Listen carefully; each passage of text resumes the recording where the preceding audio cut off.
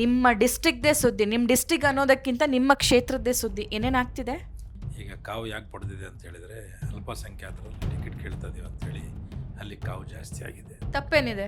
ತಪ್ಪೇನಂತೆಲ್ಲ, ನಾವು ನಮ್ಮ ಯಜಮಾನರು ನಮ್ಮ ಅಣ್ಣರ ಇದ್ದಂಗೆ, ನಾನು ಶಿವಶಂಕರಪ್ಪನವರು 30 ವರ್ಷ ನಾನು ಯೂತ್ ಕಾಂಗ್ರೆಸ್ ಮೂಮೆಂಟಿಂದ ಹಿಡಿದು ಡಿಸ್ಟಿಕ್ ಕಾಂಗ್ರೆಸ್ ಪ್ರೆಸಿಡೆಂಟ್ ಆಗೋ ತನಕನೂ 97 ನಮ್ಮ ಹೊಸ ಜಿಲ್ಲೆ ಆಗಿದ್ದು ದಾವಣಗೆರೆ, ಅದಕ್ಕಿಂತ ಹಿಂದೆ ಚಿತ್ರದುರ್ಗ ಜಿಲ್ಲೆದಾಗಿದ್ವಿ ನಾವು.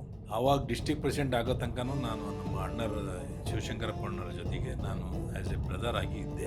ಅಣ್ಣ ತಮ್ಮರಾಗಿ ನಾವು ಇದ್ವಿ ಜೊತೆಗೆ.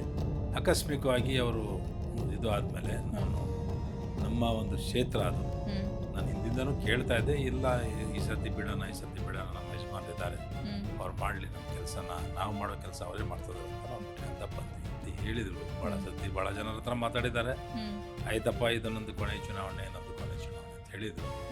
ಅದಾದಮೇಲೆ ಅಣ್ಣಂದು ಜಾಗ ಖಾಲಿ ಆದಮೇಲೆ ಅವ್ರ ನೆಕ್ಸ್ಟ್ ಅವ್ರ ತಮ್ಮನಿಗೆ ಬರಬೇಕಂತ ನಾನು ಆ ವಿಚಾರ ಇಟ್ಕೊಂಡು, ನಮಗೆ ಇವರೆಲ್ಲ ನಿಂತ್ಕೊಂಡು ಗೆಲ್ಲಿಸ್ತಾರೆ ಇವರೆಲ್ಲ ಮಕ್ಕಳು ಅಂತ ಹೇಳಿ ತಿಳ್ಕೊಂಡಿದ್ದೆ.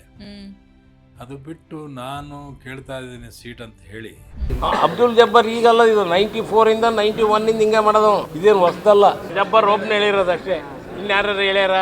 ಅವ್ರ ಮಗನಿಗೆ ತರುವಂಥ ಪ್ರಯತ್ನ ಮಾಡ್ತಿದ್ದಾರೆ ಅಂತ ಸುದ್ದಿ ಬಂದಿದೆ.